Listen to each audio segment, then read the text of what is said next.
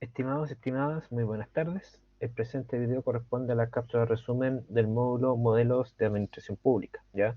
Durante esta cápsula veremos los distintos pensamientos de autores relevantes en, eh, en la disciplina de la administración pública, ¿ok? Vamos a partir con uno de los más relevantes, que es Woodrow Wilson, ¿ya? Woodrow Wilson, presidente de los Estados Unidos de América durante la Primera Guerra Mundial. Es más conocido también como uno de los padres de la administración pública moderna, en base a un concepto bastante básico, que es la separación teórica y práctica de la política y la administración del Estado, ¿ya? En este sentido, él señala que en su obra cumbre, que es Estudio de la Administración, ¿ya? Expresa que la ciencia de la administración es eminentemente práctica, aunque reconoce que tiene una relación con la política, también considera que esta deriva de la ciencia de la administración y lamenta que la acción del Ejecutivo ha sido principalmente utilizar o politizar la administración para este sentido. En este sentido, lo que dictamina Wilson en esta obra es que la administración pública es la ejecución detallada y sistemática del derecho público, a lo que agrega que cada aplicación determina la legalidad de un acto administrativo y también señala que la administración pública está al servicio ya del aparataje político. En ese sentido, si bien indica lo anterior, ya también señala que el aparataje político toma las acciones o decide cuál va a ser el norte para todos los efectos y corresponde a la administración pública como ciencia y como disciplina definir cuál es la mejor forma, ¿ya? Para desarrollar ese objetivo planteado políticamente, ¿ya? También señala que la administración pública tiene algunas coincidencias con la administración privada, ¿ya?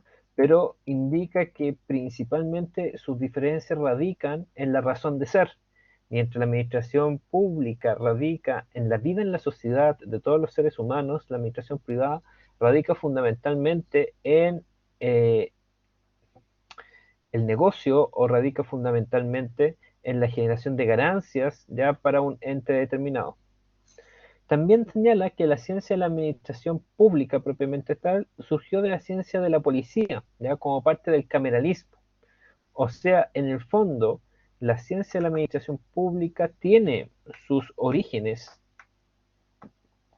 en el cameralismo prusiano fundamentalmente, en los cuales la administración se basaba principalmente en la recaudación de dineros para lo que es el funcionamiento del Estado monárquico y también el funcionamiento de los aparatos de seguridad ya para la relevancia o la construcción del Estado-Nación. En este sentido, y a modo de síntesis, Wilson señala que el objetivo de los estudios administrativos, ¿ya? Se encuentra en recuperar y preservar los métodos administrativos sobre las bases sólidas y principios duraderos. También plantea la existencia de una separación, como dije, entre la política y la administración, adjudicando a la primera la toma de decisiones y a la segunda la parte ejecutiva de esta, o sea, la responsabilidad de ponerla en práctica. ¿Ya? Cabe señalar que desde una definición o entre comillas, una identificación del tipo de pensamiento, podemos catalogar quizás a Wilson dentro de un pensamiento idealista, donde promueve la diplomacia abierta y multilateral, donde señala la no intromisión de la política en la administración, ¿ya? Y donde profundiza principalmente en la importancia de la administración pública como ente ejecutor. Por otro lado, y esto ya a nivel de Chile, tenemos a Valentín Letelier, que fue un gran eh, profesor, intelectual, político, ya de finales del siglo XIX y principios del siglo XX, tiene un elemento fundamental dentro de los múltiples obras relacionado principalmente con la administración del Estado. Cabe señalar que Letelier era un positivista. Ya Letelier está influenciado por Comte y Mitre, y el objetivo de sus observaciones fue siempre considerar la sociedad como un todo armónico y orgánico, ya en el cual las instituciones políticas, jurídicas, ocasionales, que teniendo funciones diferentes, presentan una misma finalidad, la libre expresión de los individuos dentro de un conjunto social. En este sentido, Letelier consideraba la administración pública, ¿ya?, como un ente que debía desenvolverse a la par con la sociedad, ¿ya?, sino que sus instituciones no debían ser el capricho de un estadista, del político de turno, sino que surgen de las necesidades de las personas, ¿ya? En este sentido, indicaba que la función, por ejemplo, del derecho administrativo para arreglar la administración pública y no dejarlo al libre arbitrio del político es un elemento fundamental. También Letelier, en materia de la administración pública, fue uno de los propulsores del proceso de descentralización del Estado. Cabe señalar que en esta época ya empezamos a hablar, por ejemplo, en los años 1870, 1880, de la ley de comuna autónoma, que le da más atribuciones y constituye las comunas en Chile, o la primera versión de comuna en Chile, ¿ya? Eh,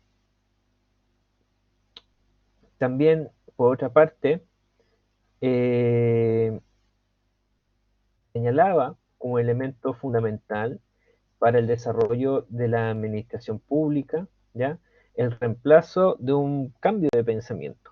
Nosotros no podemos concebir todavía la administración del Estado nuevo, del Estado-Nación de Chile, con una lógica de la ilustración propia colonial, sino del positivismo, en base a contenidos que eran científicos, ¿ya?, contenidos racionales, ¿ya?, y también principalmente a la idea de generar un modelo de administración de carácter burocrático.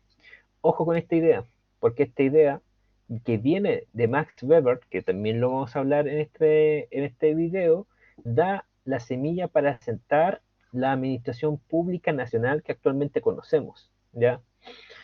En este sentido, Letelier señalaba que además de que la administración pública debía regularse por la ciencia, especialmente la ciencia del derecho, el Estado debe estar acompañado de una descentralización de sus funciones como una forma de responder al todo orgánico social, una descentralización que no solamente eh, está basada en la descentralización regional, sino también principalmente la descentralización funcional, o sea que el Estado, a través de distintas instituciones, esté abarcando a distintos aspectos de la vida, que el Estado central no tiene plenamente, o una sola institución del Estado no tiene el pleno conocimiento para hacer todas las acciones. No puede hacer caminos la misma institución y quizás, por ejemplo, no sé, saber de agricultura, sino que instituciones dentro del propio Estado debían tener especializaciones diferentes para afrontar las problemáticas diferentes a nivel social. Bien. También tenemos el pensamiento de Max Weber, ¿ya?, que es contemporáneo a Wilson y Letelier. Y Weber, ¿ya?, lo que genera o lo que crea es un sistema o una teoría de la administración pública que se aplicará posteriormente en gran parte del mundo, que se llama la burocracia, ¿ya? La burocracia, hoy en día un poco vilipendiada y conocido como la demora excesiva del Estado, la tramitación excesiva del Estado, en realidad es una corriente de la administración, ¿ya?, que se basa en algunos principios fundamentales y que de hecho le dan base a la administración de finales del siglo XIX y las primeras 6 a 7 décadas del siglo XX. La burocracia para Weber era la forma, ¿ya?, en que la administración del Estado debía actuar dentro de un sistema capitalista, y esta forma de actuar tenía algunos principios, como el de la especialización. El personal que trabaja en la administración del Estado es especialista en alguna materia. El de la jerarquización, o sea, existe una jerarquía clara de autoridad y líneas de autoridad que se tienen que respetar. De formalización, en que la administración, todo elemento importante debe ser comunicado, ¿ya? Por eso el tema, por ejemplo, la documentación es tan estricta en la administración del Estado. El del personal operativo, en donde la administración que tiene funcionarios menores que realizan actividades elementales son fundamentales para estos efectos. Si bien es cierto, la administración pública tiene que tener sus funcionarios de jerarquía que toman las decisiones, es necesario para el funcionamiento la presencia de una amplia base de personal operativo. También tenemos el principio de impersonalidad, ¿ya? Que es que el cargo propiamente tal no le pertenece a una persona, ¿ya? Sino que el cargo propiamente tal tiene funciones que se desarrollan por vida propia y que puedan pasar las personas, pero el cargo va a ser independiente de la persona de quien pase. La idea anterior era principalmente que un cargo o una función no dependiera de una persona, y si esa persona se iba, ese cargo o función quedará en el fondo sin realizarse. Y también, por último, habla de un sistema de carrera profesional, ¿ya? A través mediante el cual los funcionarios de la administración del Estado podían promover, ser ascendidos y escalar en esta jerarquía vertical que hablé anteriormente. También Weber habla no solamente de nuestros principios administrativos, sino de cómo debe ser el funcionario público, ¿ya? Un funcionario que debe realizar solo las acciones que están cometidas a su cargo. Un funcionario que tiene deberes y derechos. Un funcionario que tiene la exclusividad de su profesión. O sea que la administración del Estado, para Weber, era una función exclusiva. Una idea que después se tomará posteriormente en varias legislaciones del mundo para determinar que algunos cargos no son compatibles con otras retribuciones, ¿ya? El desarrollo de una carrera funcional y que ya lo nombramos, de que están sujetos a calificación, entre otros elementos, ¿ya? Weber, ¿ya? Además de la creación de este sistema, indica y se ahora un poco con Wilson en la lógica de que tiene que existir una separación entre la política y la administración, que para Weber la burocracia debía centrarse en los principios anteriormente que nombré anteriormente, ¿ya? En esa lógica es considerada como a la burocracia como un elemento humano indispensable e imprescindible para la organización de la vida en sociedad. ¿Sí? Por otra parte, ya vamos a hablar de teóricos, ¿ya? Que no solamente constituyen a la administración del Estado este principio de cómo debe operar, sino que también cómo debe actuar propiamente tal. O sea, Weber habla de la creación de un sistema, ya que es el sistema de la burocracia. Wilson habla de una separación teórica entre política y administración. En cambio, Herbert Simon, que es otro teórico, va a hablar que necesitamos tener una forma de tomar las decisiones en el Estado, ¿ya? En ese sentido, indica que debemos operar bajo un criterio que es el criterio de la racionalidad en la toma de decisiones, ¿ya? Que a diferencia necesariamente del derecho, que está estrictamente normado, hay criterios que, obviamente, respetando la legislación, deben tomarse en base a la racionalidad. De hecho, Simon es uno de los pioneros del movimiento cognitivo de las organizaciones, que sugiere que la tarea de la administración puede acercarse lo más posible y en lo práctico hacia la racionalidad, ¿ya? En esa lógica, Simon supone algunos cambios en la forma de gerenciamiento del management de la teoría burocrática de Weber, ¿ya? Por ejemplo, eh, a diferencia de Weber, que creía una autoridad vertical y normativa, Simon creía en relaciones más horizontales basadas en la legitimidad y la confianza.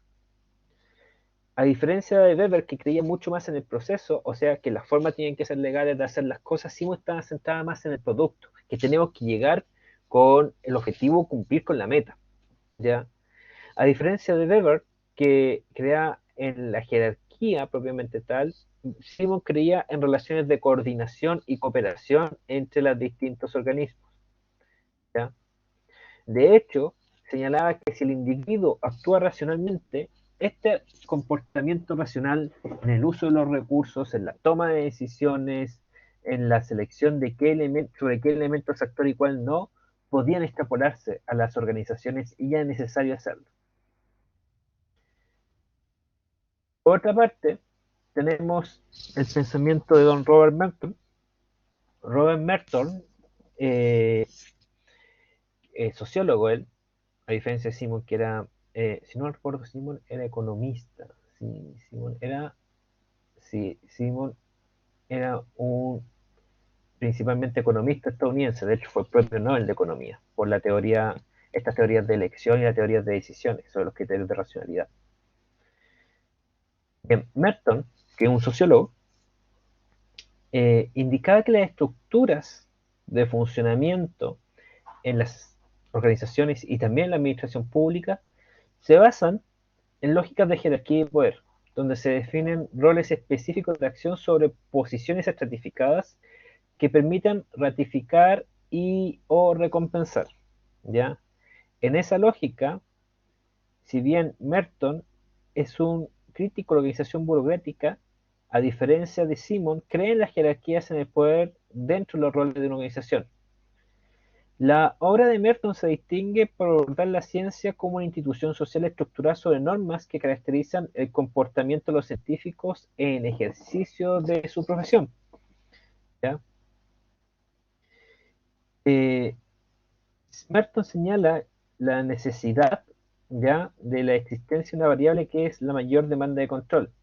En ese sentido, que la sociedad propiamente tal exige un mayor control para el funcionamiento correcto de la vida en sociedad, y que esa mayor demanda de control es ejercida por un organismo llamado el Estado, ¿ya? Y ese organismo, un ente abstracto llamado Estado, se materializa en la acción de la administración pública, ¿ya? Eh, En ese sentido, Martin dice que una mayor demanda de control dentro de la propia administración pública, ¿ya?, generaría procedimientos estandarizados que suelen o pueden afectar el rendimiento y la producción. Pero por otro lado, ¿ya?, Merton también eh, señala además otras disfunciones o anomalías en el funcionamiento de la democracia, como un exagerado apego a los reglamentos, o sea, donde el fin, en el fondo, podía verse afectado por las normas, el formalismo y el papeleo excesivo. También hablaba de la resistencia al cambio, que la burocracia como una doctrina administrativa basada en las normas era resistente a todo aquello que no fuera legal. La despersonalización de las relaciones, la jerarquización como base del proceso de decisión, más que el talento propiamente tal, la conformidad con rutina y procedimientos, la estilización de signos de autoridad como una forma, en el fondo, en que la burocracia era una jerarquía vertical bastante autoritaria, y la dificultad en la atención del cliente y conflicto con el público, ya que es un elemento que también se critica en la burocracia, ya donde los clientes son extendidos de manera estandarizada porque los funcionarios vienen con un funcionamiento institucional donde todo es estándar, todo es reglamentado y no necesariamente está sujeto al caso a caso, ¿ya? Todos estos elementos Merton lo indica como las disfunciones de la burocracia y que tienen un efecto principal en, la, en el funcionamiento de la sociedad. Nosotros tenemos que entender a Merton como como una persona, en el fondo, que dio su trabajo fundamental para científicamente indicar cuáles son las grandes problemáticas de la burocracia. Si bien creemos que algunas de ellas son o caen prácticamente de cajón, en la época en que Burton escribió los años 30, 40, 50, no era necesariamente así. Otramente, por otro lado, tenemos a Anthony Downs. Anthony Downs, que es un economista que sigue vivo, de hecho, eh, define o tiene un aporte fundamental para lo que es la ciencia de administración pública. Partamos con que él define en su pensamiento que la política y economía son materias que van juntos, ¿ya?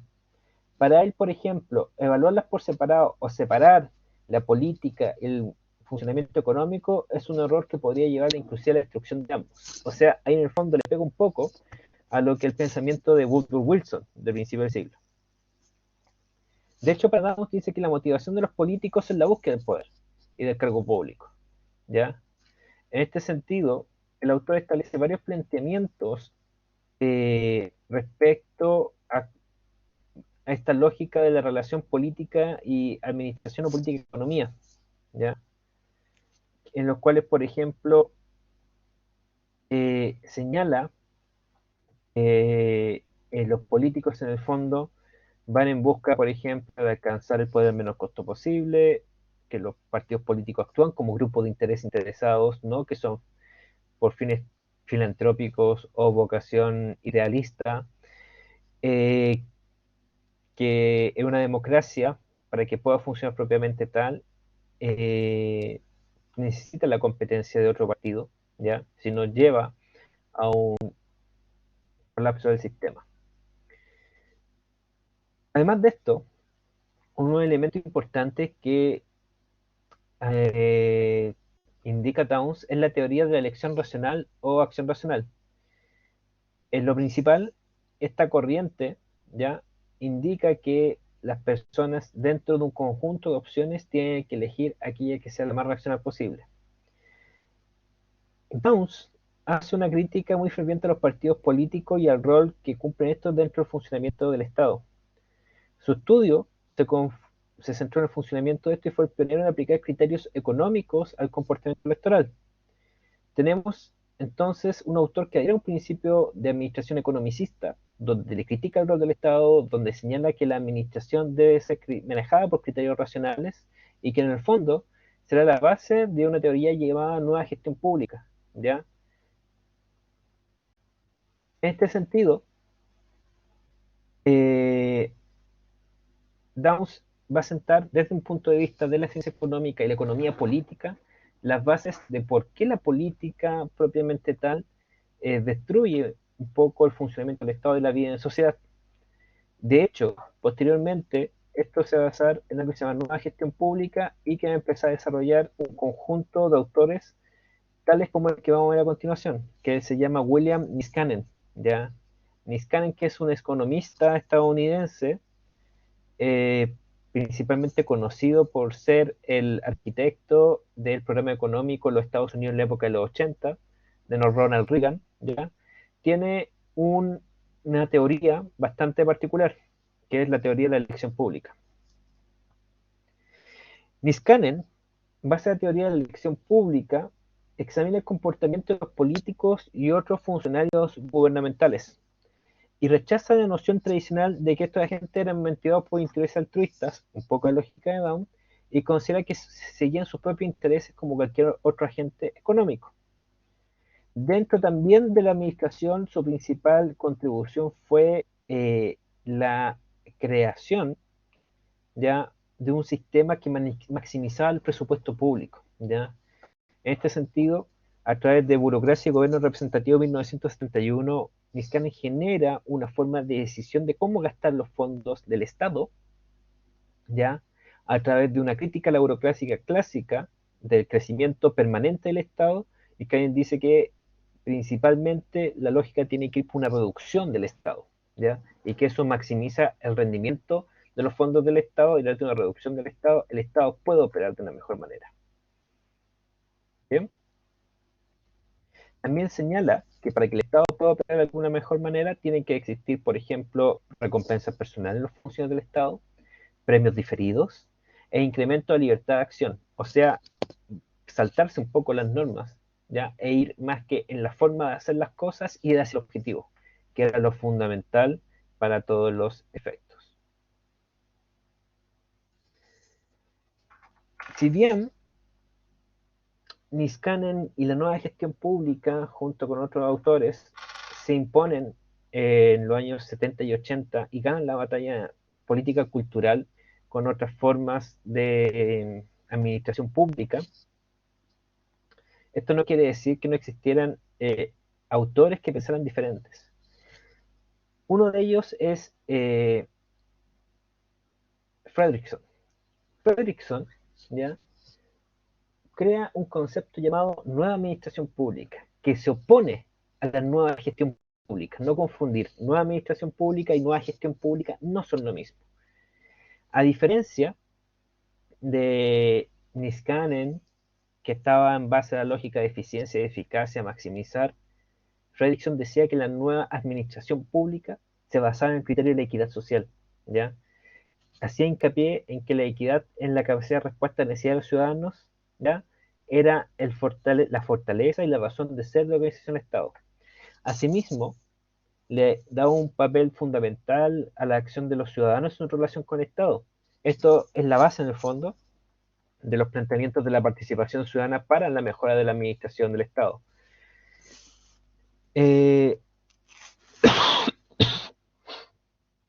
Fredrickson señalaba que los procedimientos de la democracia que operan hoy en día representativa no intentan revestir la discriminación sistemática contra las minorías, y que si este problema no se soluciona, se constituirá como elemento para la habilidad del sistema político y también para la viabilidad de la forma de Estado que conocemos, ¿ya?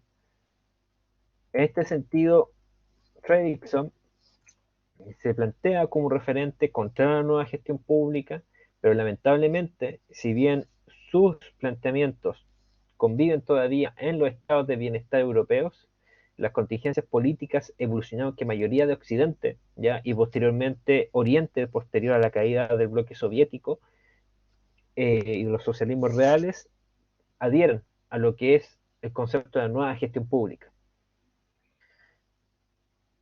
Por último, ya para ir finalizando, tenemos al señor Michael Lipsky, que es un politólogo, ¿ya?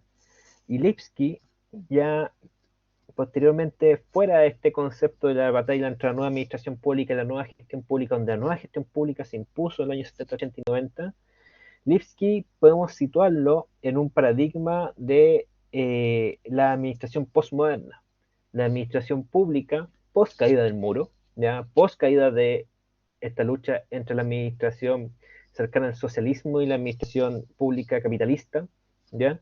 Y señala o se refiere a la lógica del funcionamiento en el día a día de la burocracia.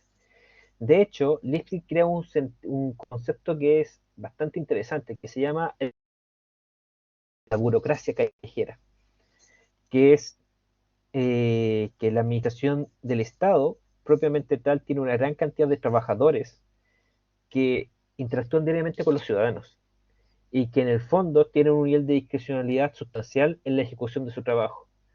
Y quizás más de alguno de ustedes ha sentido que un funcionario o funcionaria pública que lo atiende es bastante discrecional en las decisiones que toma, ¿ya?